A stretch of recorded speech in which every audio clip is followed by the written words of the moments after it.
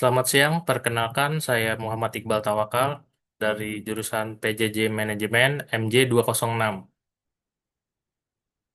Untuk mata kuliah Estetika Humanisme, dosen Ibu Ayu Lestari, Shum, MIKOM.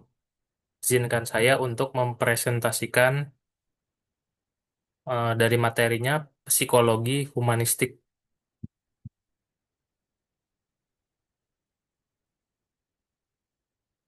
Psikologi humanistik atau disebut juga dengan nama psikologi kemanusiaan adalah suatu pendekatan yang multifaset terhadap pengalaman dan tingkah laku manusia, yang memusatkan perhatian pada keunikan dan aktualisasi diri manusia.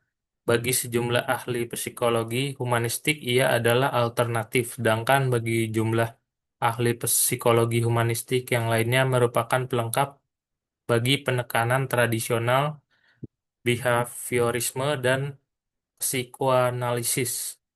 Psikologi humanistik juga memberikan sumbangsi bagi pendidikan alternatif yang dikenal dengan sebutan pendidikan humanistik atau humanistic education.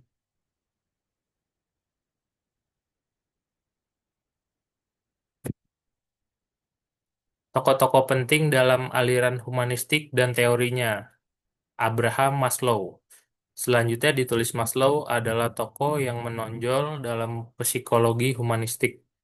Karyanya di bidang pemenuhan kebutuhan berpengaruh sekali terhadap upaya memahami motivasi manusia.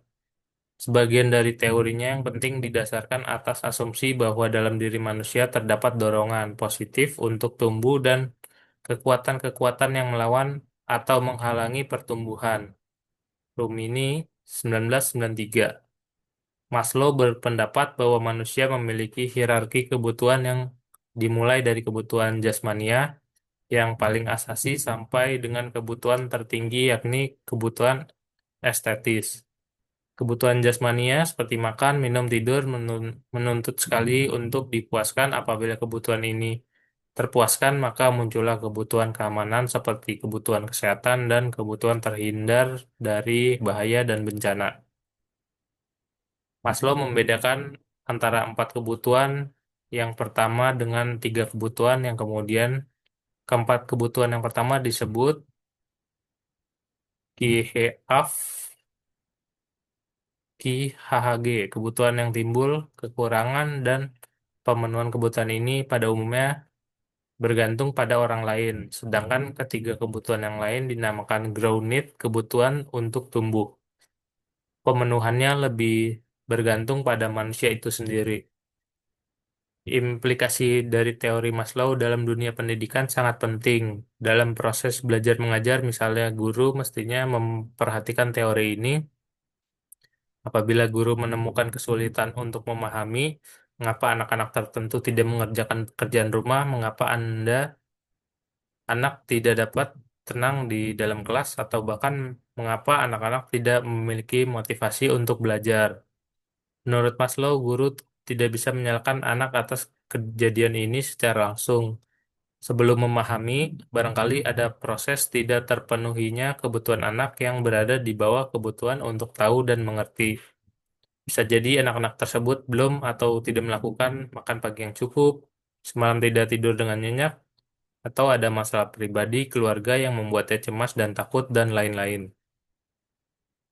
Carl R. Rogers adalah seorang ahli psikologi humanistik yang gagasan-gagasannya berpengaruh terhadap pikiran dan praktek psikologi di semua bidang, baik klinis, pendidikan, dan lain-lain. Adapun penjelasan konsep masing-masing prinsip tersebut adalah sebagai berikut. Hasrat untuk belajar. Menurut Rogers, manusia mempunyai hasrat alami untuk belajar. Hal ini terbukti dengan tingginya rasa ingin tahu anak apabila diberi kesempatan untuk mengeksplorasi lingkungan. Dorongan ini tahu untuk belajar ini merupakan asumsi dasar pendidikan humanistik. Belajar yang berarti. Belajar akan mempunyai arti atau makna apabila yang dipelajari relevan dengan kebutuhan. Maksud anak. Artinya, anak akan belajar dengan cepat apabila yang dipelajari mempunyai arti baginya. Belajar tanpa ancaman. Belajar mudah dilakukan dan hasilnya dapat disimpan dengan baik apabila berlangsung dalam lingkungan yang bebas ancaman.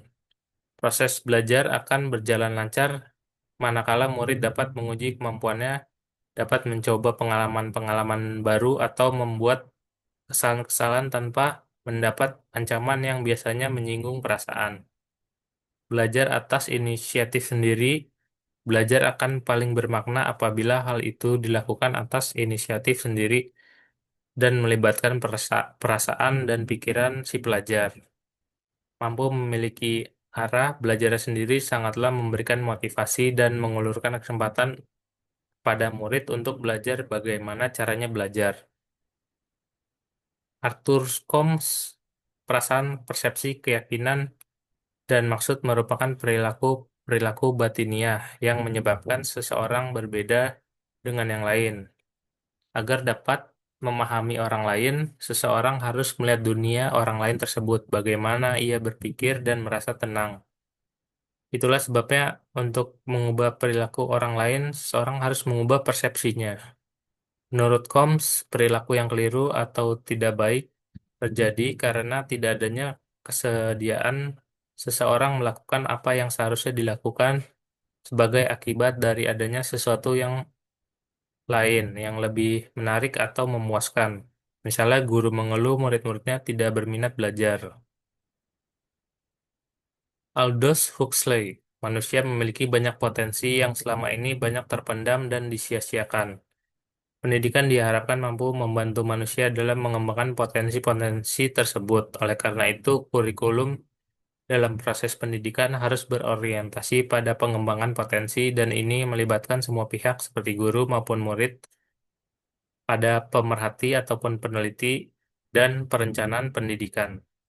Huxley Roberts 1975 menekankan adanya pendidikan nonverbal yang juga harus diajarkan kepada siswa. Pendidikan nonverbal bukan berwujud pelajaran senam, sepak bola, bernyanyi, ataupun menari, melainkan hal-hal yang bersifat di luar materi pembelajaran dengan tujuan menumbuhkan kesadaran seseorang. Pendidikan nonverbal siokianya dimulai sejak dini sampai tingkat tinggi. David Mills dan Stanley Skir, ilmu pengetahuan alam selama bertahun-tahun hanya dibahas dan dipelajari secara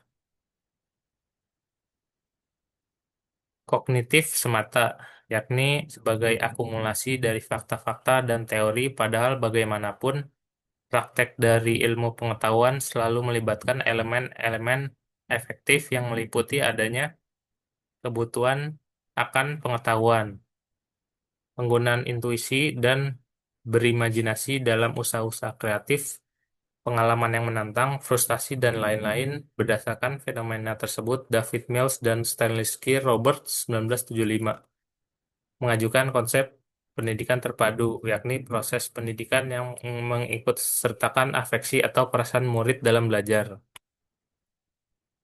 Lebih jauh, David Mills dan Stanley memaparkan tujuan pendidikan terpadu ini sebagai berikut.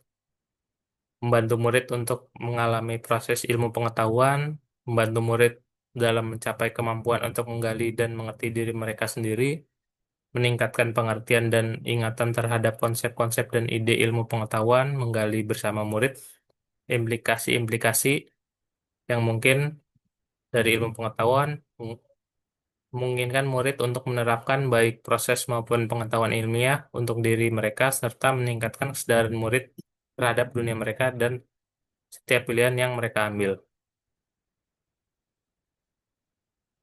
Berikut banyak sekali hal-hal yang merupakan aplikasi teori humanistik. Ada education, ada cooperative learning atau belajar kooperatif, ada independent learning, pembelajaran mandiri, student-centered learning, belajar yang terpusat pada siswa. Terima kasih. Sekian presentasikan dari saya. Terima kasih. Selamat siang.